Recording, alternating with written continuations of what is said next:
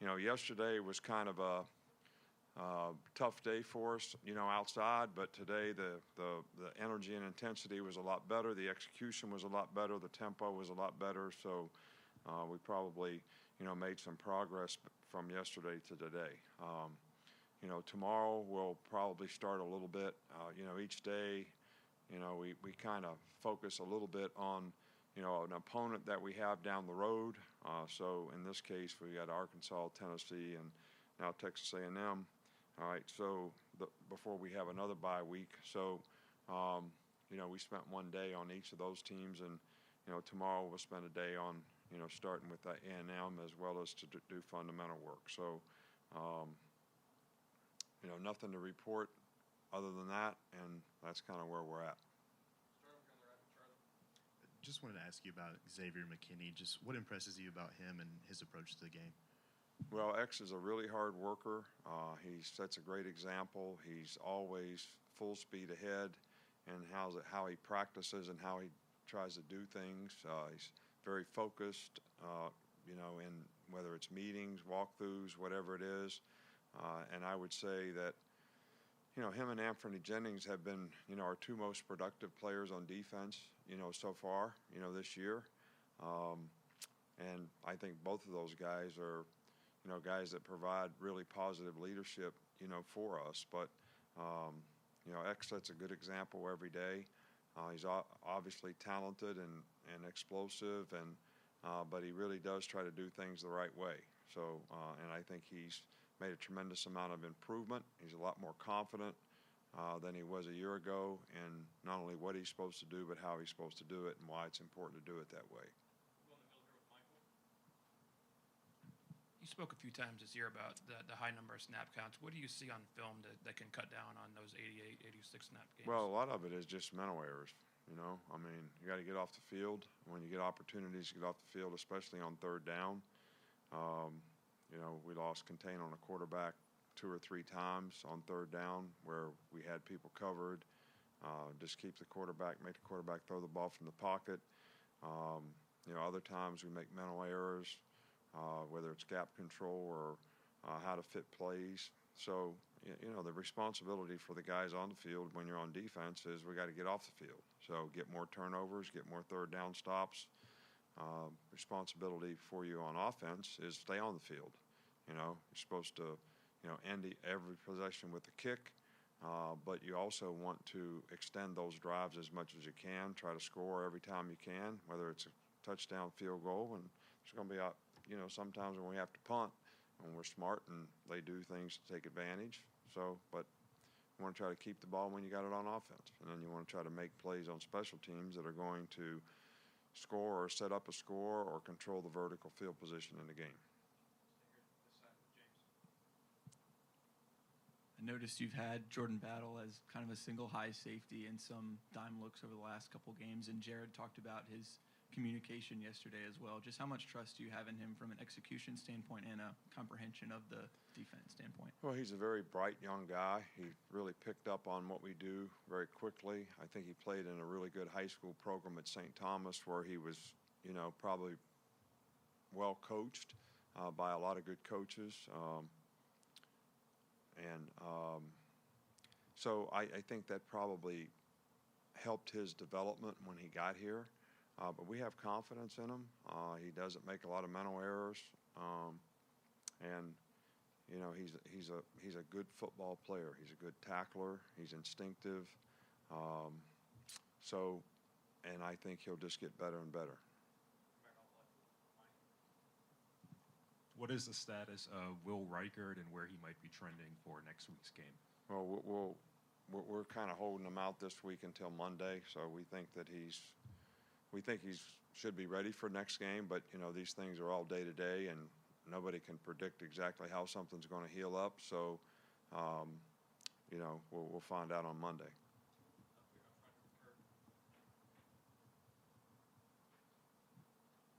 Coach, I know you were a coordinator once upon a time, and you've hired a lot of coordinators, and I wonder if the role of coordinators has changed over the years, and if so, in what ways, if they have? I don't I can't speak of everybody else and what they do wherever they are or how coordinators are managed in other places. I don't. All I know, my experience when I was a coordinator, I did what the head coach wanted us to do. I tried to put a plan together and teach the players so they could go out there and execute it. And there was never a time when I was a coordinator that I didn't call all the defenses, which is what I allowed our coordinators to do here. They call the plays, they call the defenses. I make suggestions, kind of in between series or whatever, or help with adjustments. And that's pretty much what the head coach did when I was a coordinator. So I really can't say. I think there's probably because football has sort of evolved into being a spread type game where in the old days more people did the same things, if that makes sense. There was a time when 90% of the people ran I formation, 20, 25 years ago. So now the diversity in what you see on offense is way greater than that. And I think that because of that, maybe sometimes, coaches hire guys because of their expertise to go ahead and do what they do on offense or defense or vice versa.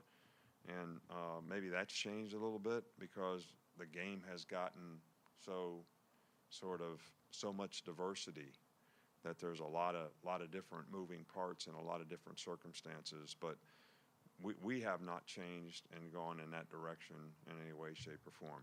Philosophically, we try to do on offense what we have the players to do. Our system is, geared toward allowing them to do that, so we can adjust and adapt it. And same thing on defense.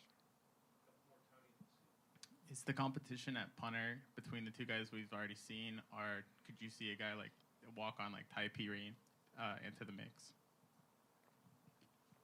Well, everybody on our team competes. So, but the two guys that, we have an expectation should compete and do the job better are the two guys that have done it so far in the game. But I think everybody on our team competes. Have you kept your guys from buying into the outside noise? What do you guys do to keep your guys from keeping the clutter out? Talk about it just about every day. And, you kind of, ignore, some of those things because I think humility is very important to paying attention to detail and doing things the right way. I don't think it really matters at all where you're ranked or rated right now. It only matters when it's January, when the season's over. That's all that matters. And it can slip away very, very quickly. And as it did this last week, it wasn't even because the team didn't win. It must have been somebody's perception of how they played. All right, so it's not even about winning. It's about how you play. And I think every player creates value by being his best every time he gets the opportunity to compete. The scoreboard shouldn't matter. Who you're playing shouldn't matter. And where you're ranked shouldn't matter. And what somebody says on the internet shouldn't matter. So you should be playing because you want to get the self-satisfaction that you did your best to be the best you could be. And hopefully that's what we can get our players to focus on. Sometimes we've succeeded at that, and sometimes we haven't. Do you have an update on DJ Dale, and are you guys maybe taking a cautious approach with him? He practiced. Which day did he practice? He practiced one day, and then we didn't practice him today. And he'll probably practice again tomorrow or maybe Friday. So we're kind of doing that with, several of our guys this week. All right, thank you.